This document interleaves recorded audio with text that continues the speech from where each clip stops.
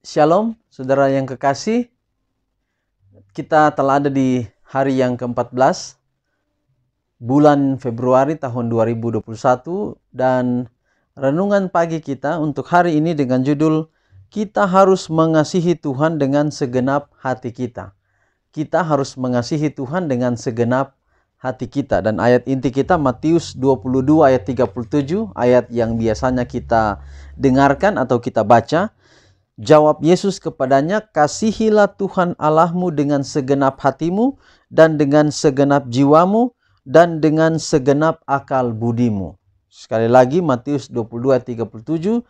Jawab Yesus kepadanya, "Kasihilah Tuhan Allahmu dengan segenap hatimu, dengan segenap jiwamu dan dengan segenap akal budimu." Barang siapa yang mempunyai kasih Allah dipancarkan dalam hatinya, akan memantulkan kesucian dan kasih yang ada dalam Allah, dalam Yahweh, dan yang dinyatakan oleh Kristus dalam dunia kita ini. Orang yang mempunyai kasih Allah di dalam hatinya tidak punya perseteruan terhadap hukum Allah, melainkan menyerahkan penurutan sukarela kepada segala perintahnya, dan inilah yang membentuk kekristenan. Barang siapa yang mempunyai kasih yang terutama kepada Allah akan menyatakan kasih kepada sesamanya manusia yang merupakan milik Allah, baik oleh penciptaan maupun oleh penebusan. Kasih itulah kegenapan hukum Taurat dan adalah kewajiban setiap anak Allah melakukan penurutan kepada segala perintahnya. Hukum Allah yang suci dan sempurna ialah satu-satunya standar tabiat yang benar. Kasih itu diucapkan dalam penurutan, dan kasih yang sempurna membuangkan segala ketakutan.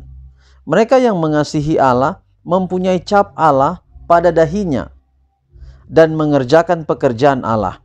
Betapa kalau kiranya semua orang yang mengaku Kristen mengetahui apa artinya mengasihi Allah dengan praktek, mereka akan memperoleh keinsafan terhadap kesucian Allah yang tidak terhingga, mengetahui bahwa Dia mulia dan ditinggikan, dan kemurahannya memenuhi bait suci.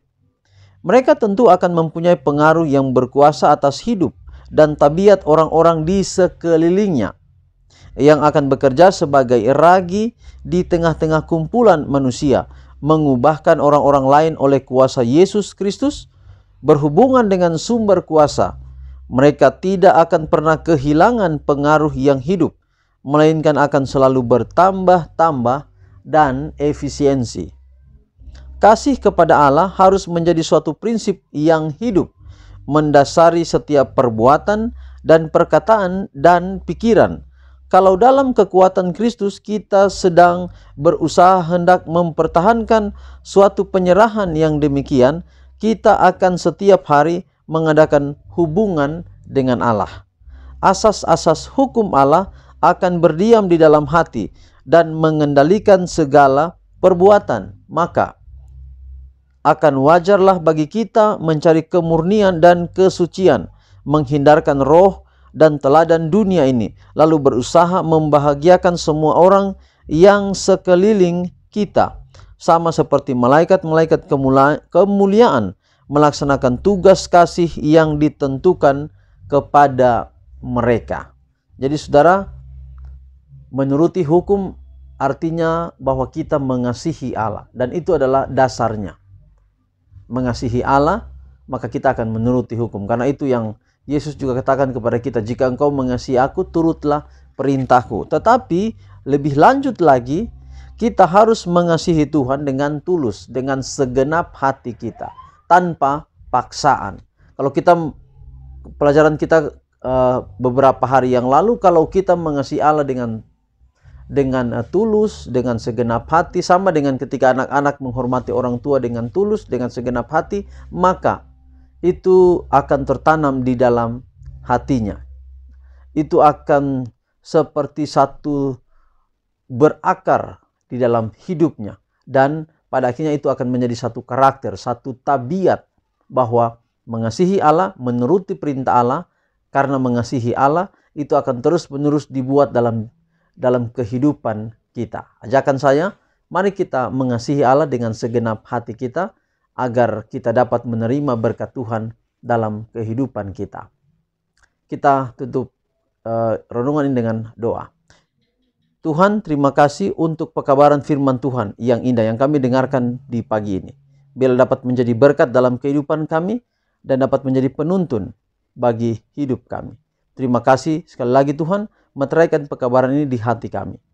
Berkati kami sepanjang hari ini dalam semua aktivitas kami. Lindungi, jauhkan dari segala mara bahaya, berkat Allah mengalir terus dalam hidup kami. Apabila ada problema, kami taruh dalam tangan Tuhan. Inilah doa kami, terpuji nama Tuhan, dalam nama Yesus kami telah berdoa. Amin. Saudaraku, demikian renungan kita hari ini. Sampai jumpa di renungan kita besok. Shalom.